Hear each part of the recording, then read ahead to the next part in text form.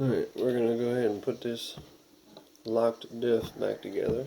You can see both axle pins spin. Put a little bit of light oil on the axle, on the bearings around the differential and on both ends, and the plastic pieces that are actually locked in. So I put some oil on that just to lube it up a little bit. And really easy. Just make sure your bearings are lined up.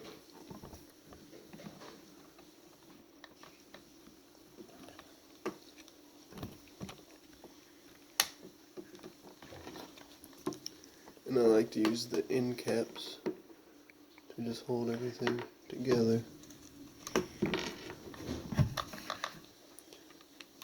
While you're on that flat spot. Holds them together pretty good with these end caps.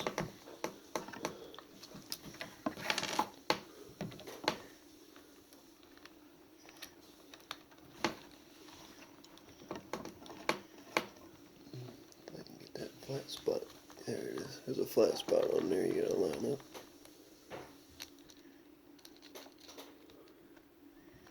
Slip the bearing in there.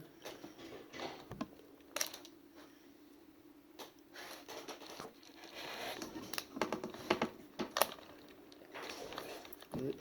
So your bearings are in. 2 axle nuts. I already have the top screws set in place.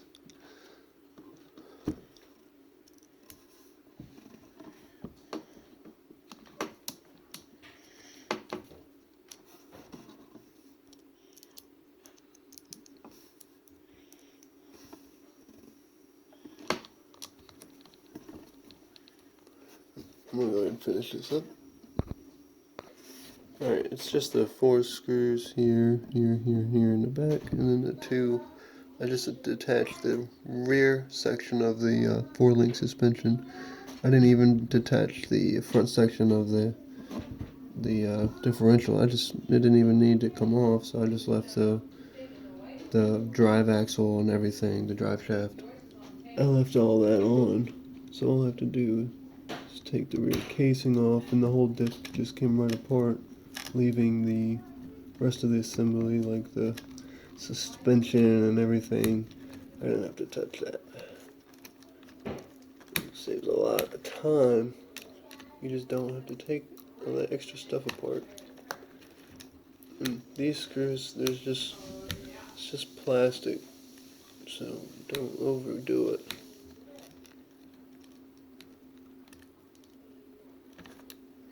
Push hard and squeeze it tight, and that's it. And then put these wheels on, and that's it. It's not going to be very much else. I'm going to put those tires on so you can see that both wheels are going to turn. Instead of just the one like it would spin one, the other one spin backwards. It's not going to do that anymore. And I wouldn't recommend driving on hard surfaces once you've done that. I'm just going to move it around the house a little bit because it's raining. It's crazy outside. It's raining so bad. So I'm just going to slide that end on there a little bit more. Yeah. Make sure your end caps are on tight. Make sure your screws are tight enough. And I'm going to put the wheels on so you can see how it locks up the rear differential. I just want to show you how this rear axle is locked. I should spin this one. And that one turns as well. I don't want to put that much force on it because it's brand new, just, still kind of, I would say, setting. It's been over 30 hours on the JB Weld, and it's pretty solid. This was a broken axle that wasn't working at all, and you can see that front wheel up there is turning. But if you hold that one wheel, it'll turn the left front. You can see that. For let go, it'll turn that one as well. But if I hold this, it'll turn that right front. But if I hold this, it will not turn. I'm not gonna yank on it, but I did put the battery in, and I did notice there was a stiff spot. I didn't turn it on yet. There was a stiff spot when I was pushing it.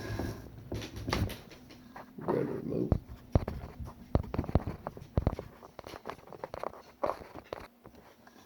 Alright, we got the remote. And let's try it out for the first time together. You can hear that there's a little bit of friction in that back end. But it is working better than it was, before.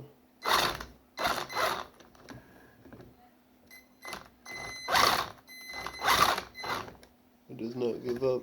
It's locked. So we're gonna have to try this out. Drive it around. No, I would not recommend doing this to your axle. I wouldn't. Because, I mean, it's JB Weld. But if you're in a quick bind and you get an axle that's trash, like I did, the axle is, well, one of the axle shafts is completely spun out. Right inside that gear in there. So I just, filled it with JB Weld. This is a temporary fix till the new axle can be ordered or comes in.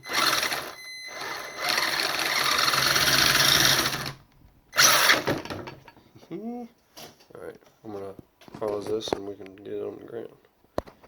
Alright, I have it tuned down a little bit just so I don't want to break anything because it's still, like I said, fresh. But this was completely broken before.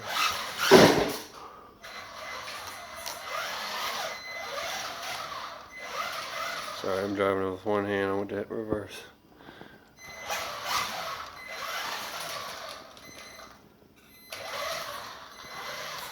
And you got to be careful about making a lot of turns with it. A lot of turns with it on hard surface because that locked axle was going to bind up in the back. But hey, it works. I can drive it, and that's all that matters. I'm just going to be easy on it until I can get the different axle as a backup. Then I can rip on it and see what happens. Alright, that's it.